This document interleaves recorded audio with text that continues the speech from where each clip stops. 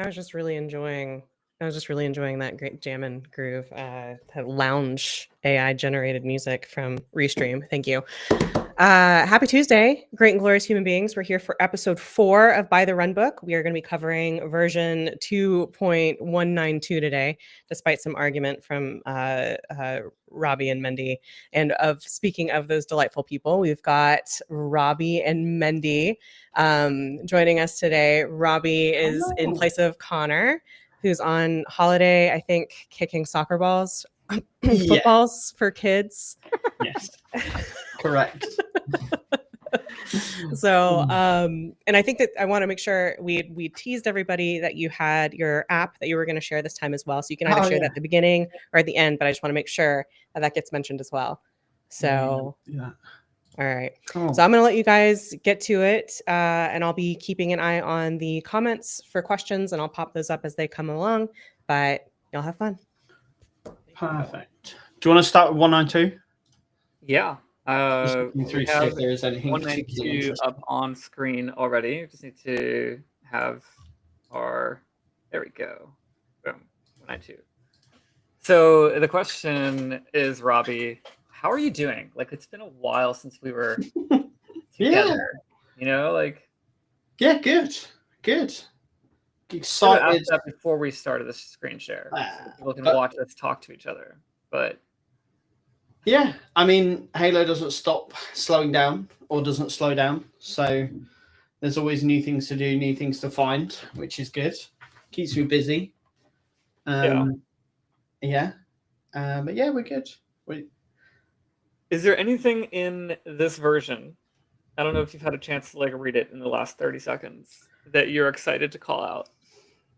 There's a few like good to haves, but they're very specific.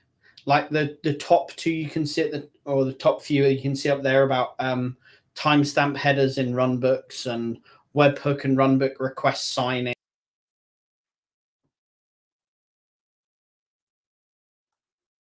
I think your audio cut out. Maybe? Are you frozen? Yeah. I think we lost Robbie here. We lost Robbie.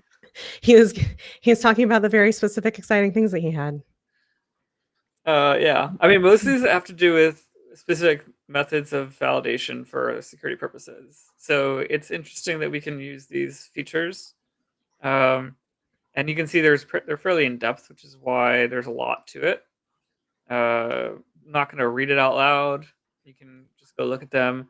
If you need to do a specific method of authentication or specific validation of payloads coming to and from your runbook, then you can come here and check it out. This is available in 192, and the important thing to know is that we are well before the stable version, the current stable version. So if you're on the latest stable, you'll already have all these features that we're talking about.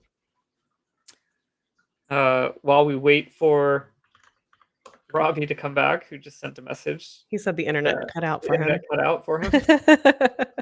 We can keep going. Yeah, I'll do the guy. I'll just ask questions. You can explain things to me. I'll ask questions. We have multiple improvements in the holiday approvals, so this is interesting. Previously, we had the holiday balance showing, and I don't know like who all uses this, but basically within Halo, if we go to teams and agents, and then we go to agents, we can pick a specific agent here and say that that person is allowed a certain number of hours or days, really it's days per year of holidays. So we can say like you're allowed 30 days a year as holiday. Upon doing that, that person can go into their calendar and say request time off. So if I go to like Wednesday as L, and I'm going to say I'm going to take off Wednesday as holiday, I'm going to take that as like PTO or something like that. So we'll just do other. I can see my balance here is 30 days and 0 hours. So previously this was presented as a decimal number, and like that's really what that changed, that very first change is here. Days and hours instead of decimal day format, so you have an idea of what's going on there. The other thing is that when we had an approval of a holiday, so going back out to L's agent really quickly, let's just make sure that we have a timesheet manager set. When an approval would come in for that holiday, that approval would be on the approvals page, which is this big thumb over here, and it would look like this. So when a holiday would come through, it wouldn't have the details of the holiday. It would just be like, do you approve time off, yes or no? It's like you'd have no idea. You'd have to click into it in order to actually see what they were requesting. And so now what they've changed is they've added those details to the holiday approval screen. We can see what time they want to take off. And then finally, there was a bug in the system where if you go to the holiday to review it and you tried approving it within the holiday, it would fail. So those are multiple minor improvements to holiday approval. Is Robbie back with us? There he is. I think Robbie's back. Robbie, look at that.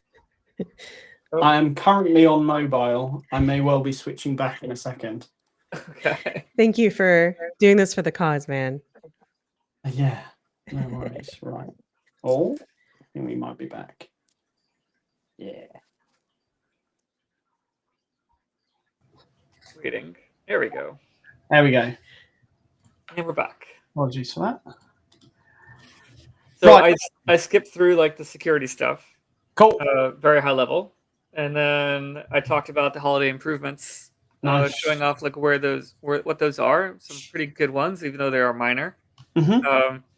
And then we just finished that. So we can either go back and talk more in depth about the security stuff if you want to, or we can keep going to the contract schedule plan and talk about that.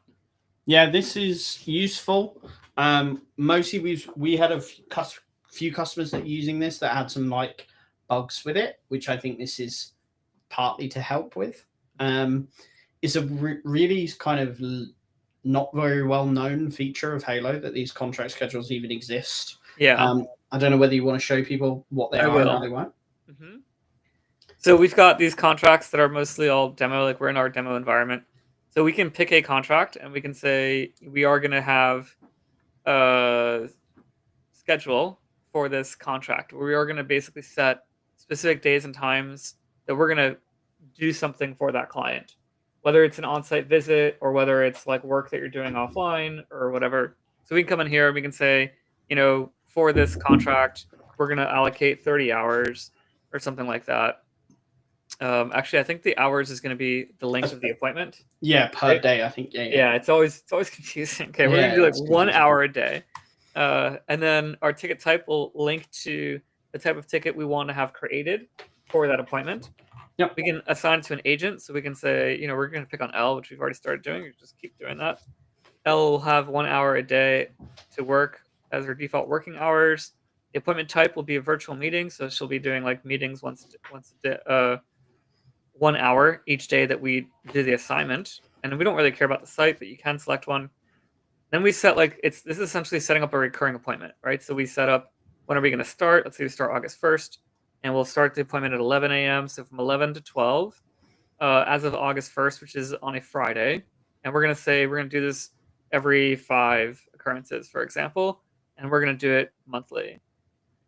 And so what that means is what should happen every day. Yeah, I think you say, yeah. First Friday. Come on, here. Boom. And so now you can kind of see like the calendar populates with what's going to happen. And it's going to basically create a schedule according to what you tell it to. So if you want, this is going to be literally 5 hours. If you want 30 hours, we could do like 30 occurrences, right? To do the full 30-hour block. And then you can see like every first Friday of the month or whatever, like we have a scheduled time where they can, it'll create an appointment on the calendar. And it will then also create a ticket linking that to that appointment as well. Yep. Anything else that you want to talk about before I? One thing to note, which would seem obvious, but was actually annoying for me recently. These tickets hard code the contract in the ticket. Yes. So they are directly linked to the contract. The one thing to be aware of with that is things like prepay contracts where you could draw into negatives, etc. So it can't be used as a more generic create a ticket every week for this client related to this thing. Because it's going to override the billing plan, you're saying. Exactly. It's going to override your billing plans. Now, you could undo that with a runbook, right? But by default, it is going to be associated with the contract, which, as you said, overrides all billing plan combinations. Yeah. So we actually use this for a client that does something where they have contracts with the customer for a set number of time on site, set number of hours on site. And so they do have like unlimited hours for remote help desk, but they do have a set number of hours for on-site work. So in that case, like they potentially have more than one contract under the client, right? Or they have only on-site work and they only have one contract. But in that case, we actually don't care that we actually want it to be linked to that ticket, because then we don't have to worry about the billing plan. We don't need to account for it or anything like that. It keeps the billing plan very simple for the help desk work, and then for the on-site work, we just follow like, is it on the contract, yes or no, and and the schedule links it to there. So we also can do this for the consultancy side, right? Like if you're doing an allotment of hours or retainer of hours or things like that, and then you're setting up like, okay, you bought 10 hours a month or whatever, we want to make sure we're using up 10 hours a month. So now you can create a schedule which will make sure that you're going to assign those 10 hours a month out to an agent to get completed. This is the part about this that I don't really understand. I don't know if you've explained this or explored this a little bit more, Robbie, but notice up here, we've got hours remaining is 0, right? And so the way this is done is if you close this out and go up here, we have the ability to set up hours on the schedule. So we can say, they bought 10 hours or something like that and hit save. This doesn't affect, there's no kind of like recurrency on this, right? So if they bought 10 hours a month, it doesn't refill every month. So coming back here, well, assuming I were to save this first, I guess. Now we have 10 hours. Create your scheduled date. Now we show there's 10 hours remaining. So now I can book 1 hour for recurrency of 10 times or something like that. And that'll essentially use up 10 hours. So we can kind of balance how many hours they have and how many are remaining on the schedule. It also tracks to see here remaining, allocated, used actual, and total, right? So up here gives you kind of like that running balance as well. But again, it's not, they've never built in the recurring method to it. So it's more like a one-time purchase. You got like 100 hours or 1,000 hours for the year, and then you schedule that through different months, like 10 hours a month or something like that. Yeah, I've honestly not used it a huge amount to know, like you said, how it draws down and stuff. But it could definitely be useful. Yeah. The other thing I was thinking about would be like falling back to, like the level of information we're putting in here is very minimal. So like this can easily be like a runbook API call to like refill the hours. Yeah. Something like that upon like a prepay refill or something like that. Right.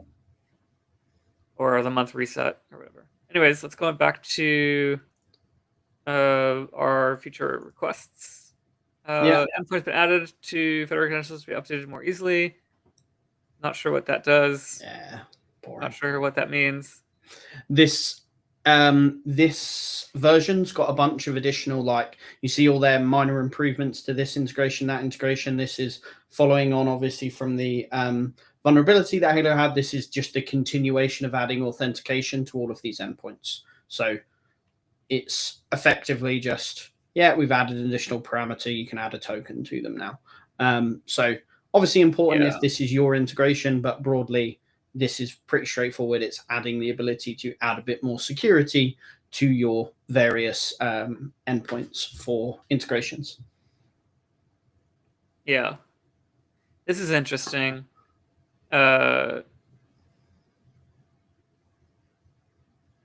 are certain settings that Halo will put in place as a change in functionality that I don't understand why they don't just make that the hard-coded functionality. Yeah. Or, this is one of them. Imagine you have a PDF and it's got a really Who doesn't nice want this? And then someone signs it and you got this really fancy shading background, and then some ugly white background image now shows up as a signature.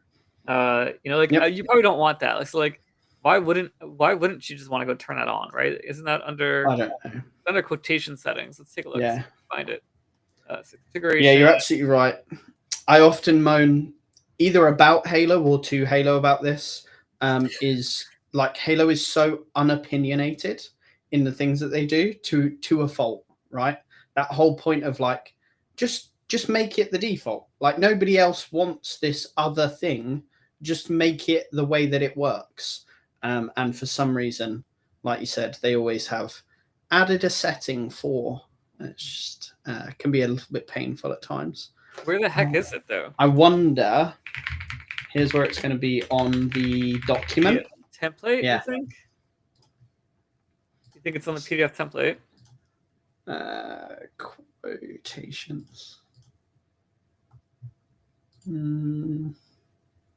Nope. I have no idea. Where would it be? That's odd. I swear you just said that it was in quotation config. It says the setting has been added to quotation configuration so that when a customer uses the quote signature field, here. Go into not general settings, but there's now a new tab, which might not be in 192 for approvals. It's in there. I should have guessed that. A little bit further down the bottom of the one above, remove the white space from the client signature image. Yeah. We should also turn this on too. Like this is also a setting. This is older feature they added in, but guarantee like something you definitely want on. Now I'm not opposed to their like pushing settings and configuration flags for this. I'm just opposed to them not setting a default value at the same time. You know, like this is something like there is potentially an argument to make where somebody wants the flexibility to control how it behaves, right? And that's completely fine. But by default, like there should be a best practice or like a most preferred setting, and that should be included when it's set. Yeah, it would be nice. It would definitely be nice. Yeah. Anyways, that's that. Let's keep going back to what else do we have? Filter for the labor project list and Ready For Invoicing will now apply to other billable entities, but only top level and customer will be able to be used, and other criteria will be ignored. What the heck? Filter for the labor project list and Ready For Invoicing will now be applied to other billable entities. Okay, so if we're looking at, let's see if we can kind of puzzle this out, right? If we're looking at the invoice, and it says labor project lists. So if we're looking at labor, for example, we have other entities that can be filtered. Oh, the client. So in that default filter in the top left-hand corner, that you can create new Ready For Invoicing filters for in config I think billing. we have to go to config for that, right? Yeah, config billing. It might be in a new place now. Recurring invoices? I think it's actually under general settings. What? And then no, it's changed since the new filter profile. Fun stuff that they've done. Labor and labor and travel, and then awaiting review / invoice filters. Okay. So what it's saying is if we add one of these in here, we can filter by client and top level, and it will affect other entities other than labor. Okay, even though it's in the labor only section. Yes. Okay, and then project labor is included in that because it's the same type of work. Yeah, but if you add any other criteria in here, which will obviously affect your labor or project. Oh, because you can put ticket level fields inside this filter because it's a labor project. Okay, got it. And it's saying ticket level won't matter. Fields won't matter. Yeah. Okay. But makes sense. It will show if you have this filtered to show a specific customer or a specific top level, then those will also get filtered by the customer or top level, which makes sense. Yeah, that makes sense. There's a bunch of authentication stuff, like we had called out some improvements to the different integrations here. Authentication to the webhooks inbound for Ninja and a bunch of others. That's like a mass effort Halo's going through to make things more secure. And what you're going to see is, and we kind of talked about this before on the other, like on a previous call, the security performance screen. So we're going to see like different things here will show different warning levels, whether it's medium severity or critical severity, based off of things that we have turned on. What you're going to start seeing number one, we want to make sure you turn this on to at least critical, if not all issues. And then what's going to start happening is as Halo brings more recommendations into play and more configuration options, like you'll start getting that banner that'll show up on your screen, telling you, hey, there are security performance recommendations that need your attention. Yes. Right? And then you can click on that and see what it is. Again, just what I was doing earlier, if you collapse each section, it'll tell you where that severity is, which section has that level of severity. So we can see authentication is the medium. So we can go take a look and see like, oh, we're not enforcing 2FA on agents. So we can turn that on if we want to, and then immediately it'll change from severity medium to perfectly fine. Or we can turn it back off, which will then revert it back to medium severity. So that's how you use this page. A lot of the changes to these integrations that we're talking about are going to be authentication to inbound webhooks, and you're going to start seeing recommendations on the security page for those to set that up. So go ahead. So they'll show up under the integrations section of that page as webhook authentication. So we've got one for Ninja right now. So again, as each one gets added, you'll see their webhook authentication, and it will suggest your Ninja integration or your other RMM integration. You need to go configure webhook authentication. You can click straight to the integration and go and configure it, at which point it will, again, similarly disappear. Yeah, and the authentication is really just a query parameter. So it'd be like the same webhook URL, you'd add a question mark token equals with the secure string. And when we say secure string, we really just mean a randomly generated string. And then you would put that same value on both Halo and Ninja. And so then it would match. And then that's considered authentication as far as the inbound webhooks go. So that basically takes us all the way out to here, which is fine. It's pretty straightforward. Not much there. Change history record will be added. We've got massive one. This is so good. I mean, it's a good one, but it's a minor. No, next one down. Oh. Charge rate restrictions been added to the ticket type allowed values tab. This is awesome. So this will force you to have specific charge rates for specific tickets, right? So if you have a lot of charge rates based off the type of work, you can say like you can only allow these 2 or 3 charge rates, or even just 1 charge rate for this type of ticket. Especially useful for like, we've got quite a lot of MSPs who will do project-based billing differently, and therefore they end up having to have some separate project-related charge rates, which obviously you don't want to show up on service desk tickets, and vice versa. You might not want those service desk charge rates to show up on your project tickets, right? So this is a really nice, easy way. It used to be possible, but you used to have to do it at the action level, which sucks because you have to like build different actions for each type of work you're putting in. And then you're putting outcomes with brackets in to say which area of the system it is and all that kind of mess. Whereas this is just, we restrict it at the ticket type level. The drop down can be freely available at the action level, but it will only show you the ticket type restricted ones.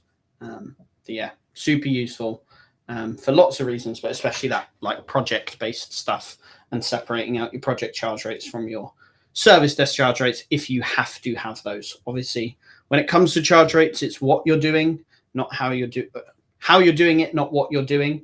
But if there are different rates, you end up having to have different charge rates, right? Yeah.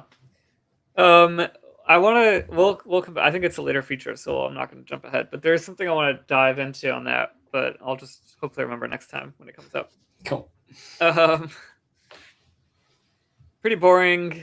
Again, customer billing fields. This is boring. We got some more authentication for Avik integration. We got some additional changes here. I think they already mentioned Jira. Like, I don't know if they're repeating stuff or am I nuts? No, I feel like I remember. Oh, different Jiras. It's a different setting, right? So this one's like turning it on completely. The other one's authentication. Something like that. So again, more stuff to things. But this one looks kind of cool, right? So do you ever use like the AI suggestions feature? Not a lot. We've not found a massive amount of success with it. Generally kind of over. It's connecting too many things, connecting too many dots, if you like, and giving us stuff which hasn't been as useful as it could be. But yeah. So let me take you through what options you have, right? So if we flip over to this tab, we'll go to the AI settings. I'm currently set up to use my own Azure OpenAI connection, which is completely fine. You can use either OpenAI or your own Azure OpenAI. You can also use a default Halo connection. The primary difference between these two and this one is that you cannot use your own custom runbooks using your default Halo connection, right? Like Halo will limit what you can send to their AI engine. But for the most part, with these two, you can do whatever you want. One of those things that you can do is when you're doing create embeddings. So it's going to do an embedding score for the ticket, and essentially come back with like a mathematical equation or representation of that ticket, right? And then what that does is it stores that representation, and then it compares other tickets to that representation. So if it's a close match, it's like, okay, this ticket is probably related. It's very similar to like how spam filters work, honestly, like in terms of determining if something's spam or not. But all that aside, right, if we change this from integration runbooks, which is the original method of how you created embedding, to using the built-in functionality, we can now have the option to say to configure AI suggestions here. And so that way we can come in here and we can build a rule that's going to say something like what type of suggestion we're going to be doing. Set the estimate to the average estimate of match tickets, right? Or set the estimate to the minimum estimate of the match tickets. And it's basically going to find 5 or 6 or more tickets that it's going to look for that match the ticket that's being run on. And it's going to pull like an average of what the total estimate time of all those tickets were. And it's going to update the current estimate time to that average. Basically, or something along the lines of whatever rule we set over here. We can say, you know what, the assigned team and agent is going to be controlled by AI because it's essentially creating an auto dispatch rule, where we're going to say we've got a networking issue, we have a networking team, the last 5 tickets that came through are all assigned to the networking team, and were solved by this agent. We're going to go ahead and automatically assign this ticket to that agent and team, right? So as long as you have, the key thing here is very, very, very important, is that your data that it has indexed has to be good data. If you have tickets that, if you can draw a line in the sand in your ticket history to say, up until this point, we don't care about what we've done because we've changed everything, and now all of our policies have changed as of January 1st or something like that, then you want to make sure that you're only indexing tickets from that point in time. So that you don't use data that's no longer correct as part of your matching. And so that's the most important thing, is make sure that your data is clean and it's only sampling from accurate, good data when it does the comparison. Other than that, there's a lot of providing it good data, right? That's the other thing, is you actually do have to have a conscious effort or have a process internally, something that drives getting the right data in that place to begin with, right? If you have categorization in your tickets and everybody categorizes your tickets differently, that's not helpful, right? That's going to compound the problem rather than help you in any way. But it's interesting with these rules that it's more than just category, right? Like the category of the ticket is probably the most arbitrary value because, like I said, this is something I tell my clients all the time, right, Robbie? Like you can have the same exact technician take the exact same ticket twice in a row and categorize it differently each time, because like they're just going to go with whatever makes sense in the moment and what they see. And if you have overlapping categories, like it's very likely they're going to pick one or the other, which makes it not helpful. But these other rules here are actually more than just category based, right? So that could be interesting. Like impact and urgency, for example, can be set, which is interesting. Who can work on a ticket based off the assigned technician is interesting. The estimated time on that ticket is probably interesting. It'd be more interesting if we can set the estimated time based off the real time spent, right? Like I don't think that's doable here. I don't think it's not directly, but again, you've got this ability where we can run an automation if there are ticket matches, right? So again, as with anything in Halo, you kind of disguise the limit. The limit is your imagination, right? But because we've got this ability to say, okay, if there are matches, then do an automation. That automation can be whatever you want it to be, including just throwing it out to OpenAI or any AI and asking it further questions about the ticket. You could even start to pull in all those related tickets into a big context for the AI to say, okay, these tickets matched based on embeddings. Are they actually similar to each other? Right? Mm-hmm. And if they are, what likely is the solution going to be? And can you write a note into the ticket to say what that is? Right? Yeah. So yeah. Exactly. One example. You've also got a little checkbox there, which if you just click off the box, you've got whether or not to automatically apply it, right? Which is super important. You've got that control where you can have it start by suggesting values. And then eventually, once you gain trust in the system, you can then have it automatically apply. Yeah. So going back to the release note on hand, because we're talking about something that's not that it's not doing. Yeah, right? we're talking about the complete but opposite. This is this is a screen of what it would look like. Essentially, we've got the supply suggestion button that you can say like, oh, go ahead and do this or go ahead and do that. The point of this feature release specifically is that even if you do not have AI enabled, you can still use AI suggestions.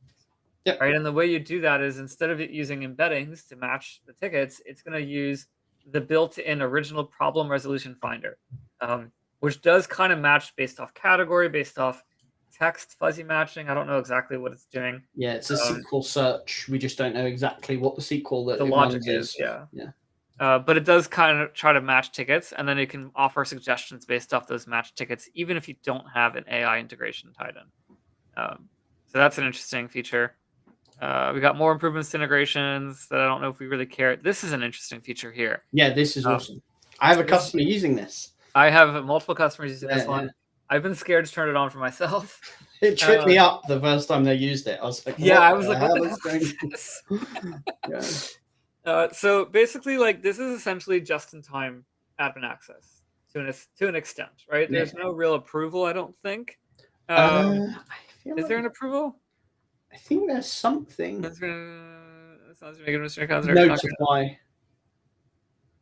They just have to provide the 2FA code. Yeah, there's notifications. It's not approvals, but there is notifications to other people that somebody activated admin mode. It's right at the bottom, but yeah. A pop window will open asking two-factor. Once verification is complete, session will now have admin privileges. Session will now have config will be accessible to any entities outside. A log record will be added to the portal log table where PL log type equals 12, and this can be used for reporting or monitoring purposes. Yeah, but there is also that, I think there's that notify agents in the screenshot just above. I'm going to go turn it on so we can look at the settings. Yeah, under your account security emails, again on that security page, there is admin mode activated. Security, so let's see how we can actually turn this on. Is it under authentication? Request verification, enable admin privileges. Yes. That one, if you click that drop down, then there's this option. Agents with administration. Do you have 2FA in that account? Probably not. Yeah, it's probably one. Maybe. Password. I mean, it may need to be enforced. Yes. Turn this on, right? Yeah. And then we can come here and maybe refresh. Let's refresh. Let's see. There we go. There we go. Nice. And then now I'm in admin mode. Session will remain until 11 a.m., which is just enough time, probably. Admin will listen to the next token refresh, normally 1 hour, until the agent needs to verify again, or they can choose whether access lasts until the next token or until they log out. So they can get that choice to say, keep me admin until I log out again. Yeah. Which you probably don't want to do, right? Like the whole point is that it expires at some point. And then down here, account security emails, you talked about admin mode activated here. We can say notify agents, right? Yeah. Who does this notify? Does it notify the agent specifically? I think it's I think it's the agent involved, right? Yeah, it might be. That's not really helpful. Yes, no, it is. I thought that was to notify your other agents, but it turns out it's not. I'm just going to turn this on to all, right? There's no reason not to make this everyone. I think. Yeah, this will email you when you change your password or enable And to fail. end user, like, right? Like that's what yeah. I'm thinking. There's no reason to make it just. Yeah, no. I don't think there's a problem at all. Cool. Let's go back here. So that's that. But again, like even without like the notification, we can still monitor, create a report dashboard, right? So we still have that purpose for compliance purposes.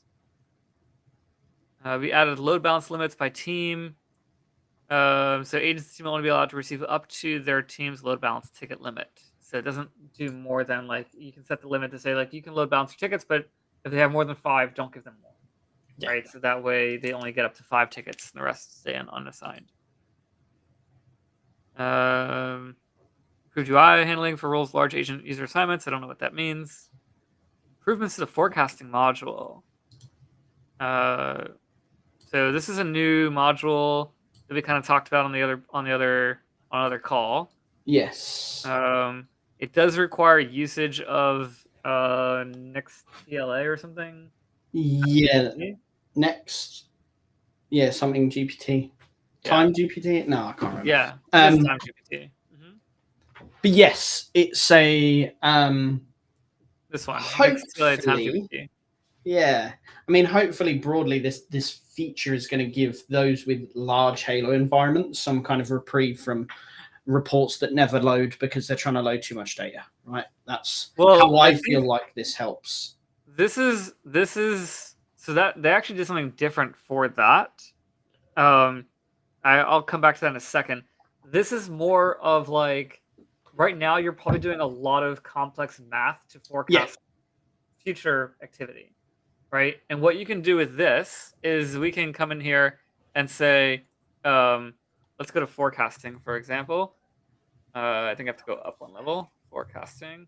We can turn it on, and then we can actually build out like a source of data. So what do we want to forecast? We can either forecast like inbound ticket volumes based off specific ticket types and other criteria, or we can forecast a data report. So if you have a report of like profitability and you want to forecast your profitability for the next year or something like that, you can do that. If you have a forecast of agent availability or hours spent on tickets by client or something like that, you can kind of forecast what that's going to look like through AI. So we do have to assign it to a model, an AI model, basically. And essentially it feeds it historical data based off of the report. And then it comes back and says for the next X values, next 4 months, next 4 years, whatever it is, here's what we expect to see based off the value that we've seen up until now. So it's more like hopefully it's going to make forecasting easier and better for people who have like large data sets and need to spend a lot of time doing manual forecasting. But what you're describing for report management, I don't know if it's in this version or whatever, but I'll just mention it quickly and we'll eventually cover it, is they've actually paginated report results. Oh, so yes. I think that was last time even, but yes. Yeah. So if you have a large data set being returned from the report, the issue generally isn't the API. The API can return a significant amount of data back. It's usually the front end, like chokes, the client side browser chokes when it tries to deal with thousands and thousands of records. And so by using pagination, it can allow you to deal with a larger report then at that point. Yeah, which is good. Let's see, enabled for instances option. So this is very good because if you've got multiple instances, like a UAT instance and a production instance, you can limit when these run. So when you do a restore into UAT from production, none of your like automations or webhooks are going to continue to fire incorrectly, causing like problems with data and stuff like that. Yeah, 100%. And the next one's very similarly related to, right? So you can actually disable in production that you can't touch any config. You have to push it from UAT, for example. Oh yeah, that's interesting. So I think I saw. So if we go to advanced settings and it's down here, right? Like there is the here. Yes, here. disable editing of config tracked entities in production. So you can still modify the ones that aren't covered by config change tracking. Yep. But the ones that are have to come from UAT and be pushed up through UAT. So essentially, like enforcing a test dev environment, following ITIL compliance and other things. Right. So that's interesting. Yep. And then again, similarly, the next option down was the sprints for config tracking. What it does. Do you use sprints for anything? No. Okay, me neither. I honestly don't even know how exactly it would work. But yeah, it's kind of interesting. I guess this would mean like in the advanced things you turn on use sprints for config tracking. Oh, so it's like we can merge all the changes from this sprint in, and then the next set of changes get batched together, and then we sync those in. So interesting. So it's basically it's not config change tracking the sprints. It's creating a sprint to perform the configuration changes. Exactly. That makes way more sense. That's actually kind of cool. Yeah. Adopting like a product development lifecycle for changes to your environment. That's kind of interesting. Yeah. No, I feel like now that we've talked about it, clients are going to start asking for it, and we need to learn how to use sprints. Yeah. Custom fields are going to show on ticket details screen. New ticket screen. Okay, that's interesting. Cool. Nothing big. Add a ticket center to ticket types on the new ticket screen by ticket type group. Oh, that's interesting. So you may not be doing this. I like to. So when we have clients that have restrictions on ticket type, where only certain people can access certain types of tickets, we prefer. So the way this is done is going like under teams, agents, roles, and then go into like a role. Under the permissions, we can set ticket type restrictions here. And so we can say, you're only allowed to do, for a triage, you can only create, view, or edit, and you can't do anything else, right? Like we can actually block certain things on the ticket type based off the type of ticket. Yeah. This gets very messy very quickly because ticket types are on one side are encouraged to be made often when you have like forms or things like that require a different ticket type, even though they're just like copies of the same version. So if you have to create restrictions for a ticket type, it gets kind of messy. So what we would do is under tickets general settings, we would show an additional level for grouping ticket types. We turn this on. Yep. Okay? And what that does is on the ticket type, we now have this column called group that we can go to. And I can say like, this is going to be the group of help desk, for example. And then just by doing that and saving it, I'm putting it into a group. And I can go look at my other tickets and say, service request is also in that same help desk group, which already exists, right? Versus like projects can be projects group and so on and so forth. The reason why this helps is because number one, back on the role side, if I go back to my ticket type restrictions, I can now change ticket type restrictions. I can now change this to be, instead of by type of ticket, I can go by ticket type group and say all help desk tickets are available. And so then as long as I maintain my structure of groups, I don't have to worry about the permissions. I don't need to like manage anymore. Like the level of management becomes significantly easier. Yeah. So what this feature request is saying is like now if we do a new ticket type, if I go to this tab here and I do a new ticket, by selecting I may have to turn on a setting somewhere. I'm trying to work out where the setting is or what it truly means. So it must be on the ticket general settings. Let's take a look at that. So if we go to ticket general settings and search for like group, let's see. Showing different levels for grouping tickets, to do list groups, field class field groups. That's not helpful. Where the heck is it then? Let's search for filter. Allow multi-select ticket filtering. Currently on the plus no. That's kind of cool. Where else would it be? I have no idea. Would it be under users? It doesn't really make sense though, right? No. It would have to be, if it's not under ticket, it's either going to be the ticket type or it's under advanced. But yeah. That's not it. Okay. Well, we don't know where that setting is, but somewhere there's a ticket setting It must be on the area. It must be on the area. Oh, that's a good shout. Service desk. Allow ticket type selection on the new ticket screen. No, that's yes or no. No idea. Yeah, that's weird. Because the one that's ITIL is here. Show ITIL ticket type selection logging ticket. Right? So turn that on. Oh, look at that. If there's no, we already have that. Here we go. So just by turning that on, it made that setting. Oh, okay. It's gated behind You have to have this on first, then you can turn this on. That's really stupid. Which we don't want. Yeah, nobody wants that.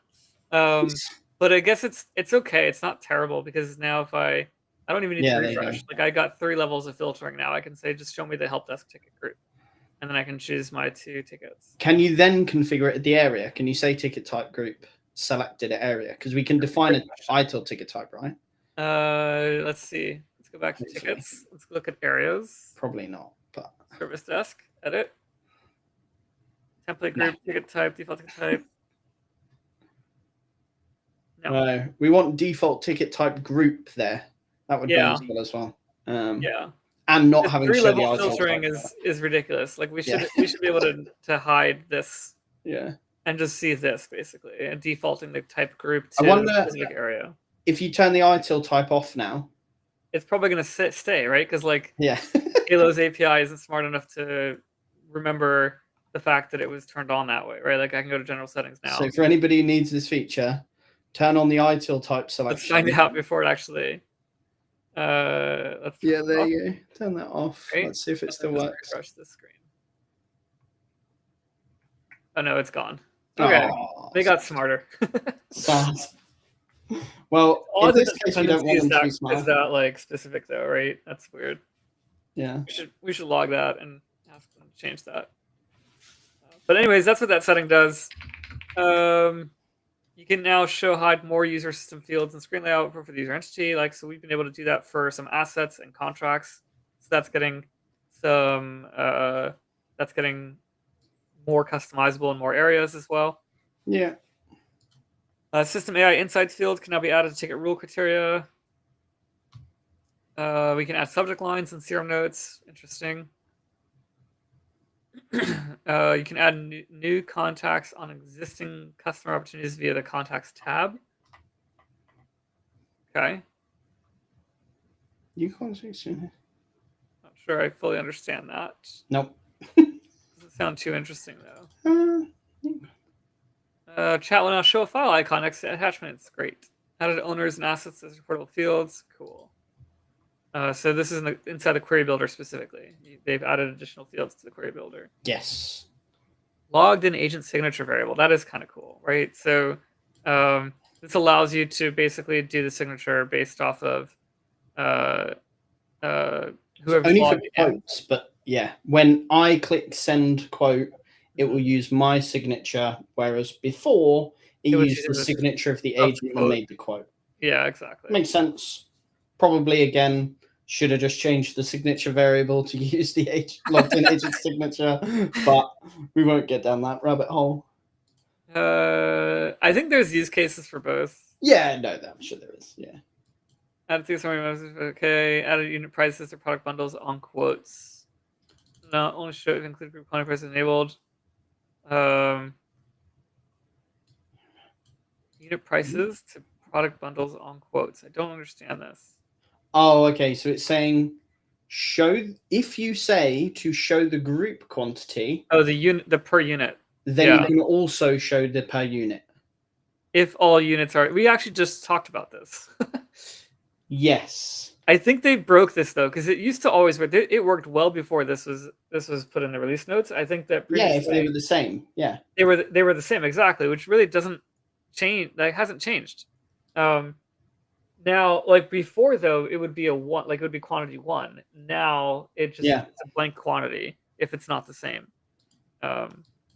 Yeah, interesting. So that's interesting. That's cool, right? So people we can prevent them from going wild on tags by hitting the wrong buttons.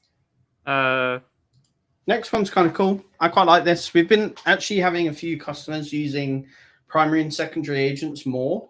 Obviously, with the checkbox now, you can define. So for anybody that doesn't know, you can define that any ticket, when it is logged, goes to the primary agent of the customer automatically if you want to, which generally I wouldn't recommend, but you do have that option. However, you can also tell it not to do that and show the, you can't select primary agent or secondary agent here. Yeah, so it's just because I don't have them on, right? Like under No, settings. I don't think it's possible. But What? so if you go to the client, you can select. Let's see if it's on there. We'll go to clients. We'll go to a client. We'll go to, what's it, settings? Settings tab. And then, Oh, yeah, I do have them. Okay. So you can set one here. And if you set one, if you just set one of the primary agents, then you can select this. But you can't. That's nuts. It's not per ticket type. Yeah, you can't have the option, which would be lovely, right? That would be really nice. In the same way that we've got the account manager option now. Yeah, that'd be really nice to have a primary agent option. Who did that? That's dumb. But having this here does enable you some flexibility, right? So I recently did a runbook for a client where basically for their alerts, they wanted alerts specifically to be assigned to their primary agent. Now, what we built was if the primary agent is out of office by status, then actually try and assign it to the secondary agent. Right. The secondary agent isn't available, then leave it as unassigned, right? So having these values here, which probably a lot of people don't know even exist, right, enables some flexibility. The one which you want to be very careful with is the account manager one. Now, it says there that it will do that, but you can control it. That little tooltip doesn't go away whether or not you turn the setting on or off that controls whether or not they get those emails. By default, an account manager will get every single email that ever happens for anything at that client, which you definitely don't want. But at tickets general settings, or possibly clients general or users general settings, I think it's actually users general settings. There's account manager emails. Yeah, users general settings, account manager emails. Enable account manager emails. Yeah. I would generally turn this off. You do also have the option to turn it on or off at the ticket type level now. Yeah, so you can keep this on and turn it off by ticket type if you want certain tickets to be notified, like help desk ones or whatever.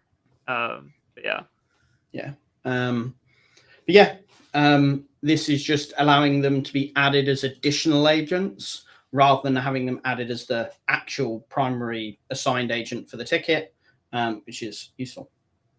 I'm trying to get through this quickly because like we've got 7 minutes left, and I'm like scrolling through. There's still like so many features here that we can expand. It's ridiculous. Okay, let's try and concentrate on fun ones. Yeah, right. Like the countersign quotation, like literally the next one is kind of cool, right? It allows you to basically send out the quote before it's signed, and it comes back. You can then sign it and then send out a final signed version. Right now, like if you send it out, it sends out signed as is. Let's see. I know you guys. I know you really want to sprint to the end, but we also promised to look at Robbie's app. Oh, we did promise to look at Robbie's tool. Yeah. So I mean, do you guys want to blow through more? Or let's spend 2 more minutes, see if we can find anything super interesting. That's not helpful.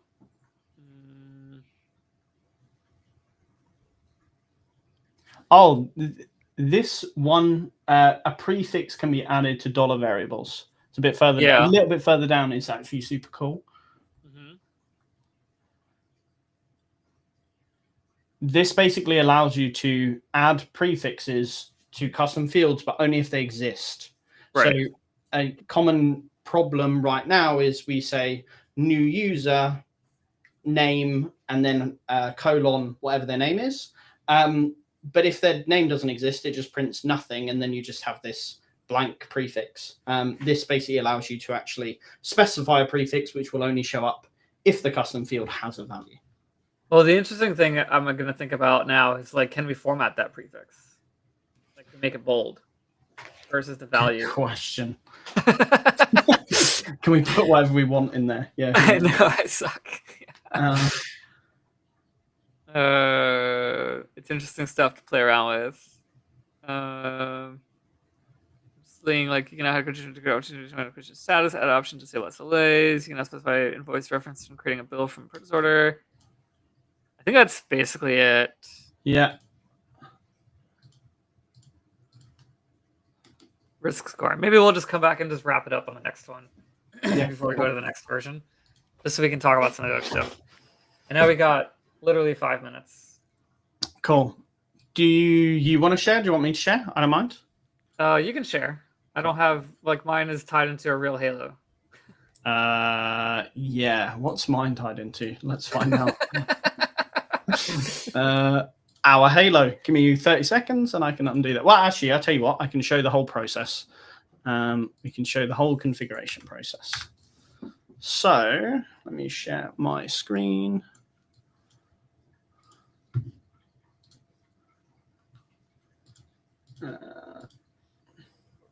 Let's do the window so that I don't break anything. Can you see it if I click the...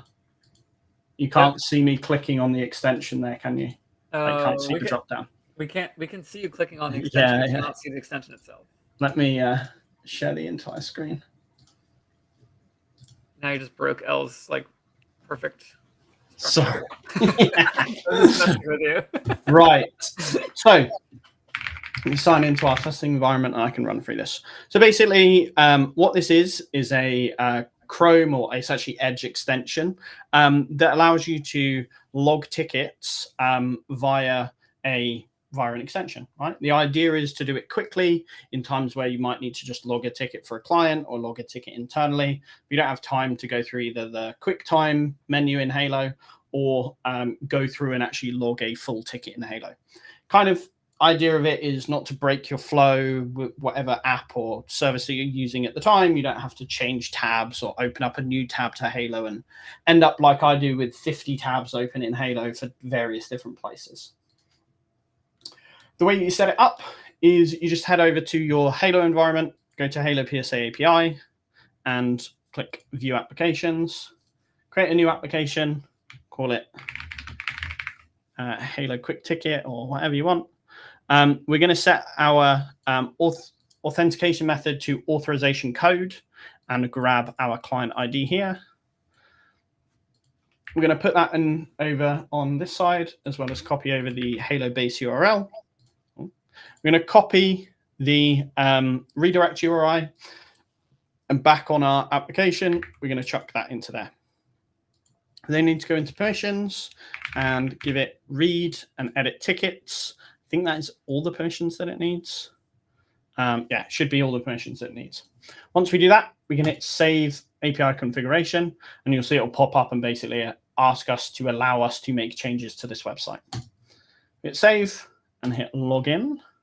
It actually logged me in straight away because I was already signed into Halo. If you weren't, it should pop open an authentication window, and then you can sign into your Halo environment from there.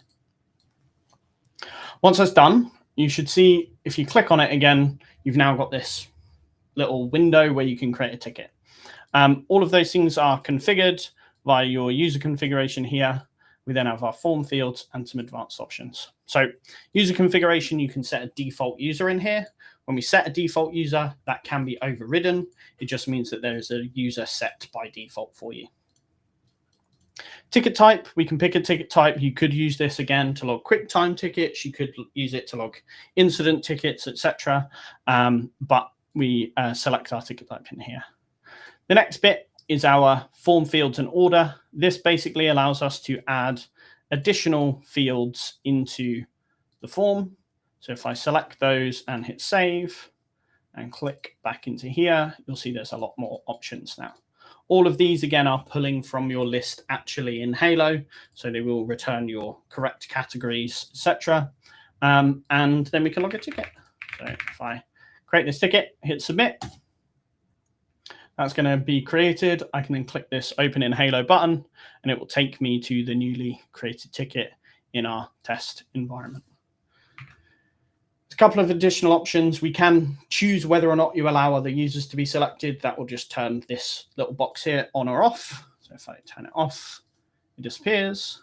Same as allow completing a ticket during creation. So it's kind of cool in that what we're aiming to do here is, if I take some of these off, maybe we just have these four, Then if we want a way to just log quick tickets against the customer or against the default user, then we can come into here, create a ticket, I know, time on site, fixed some issues, select a priority, select a category for the ticket.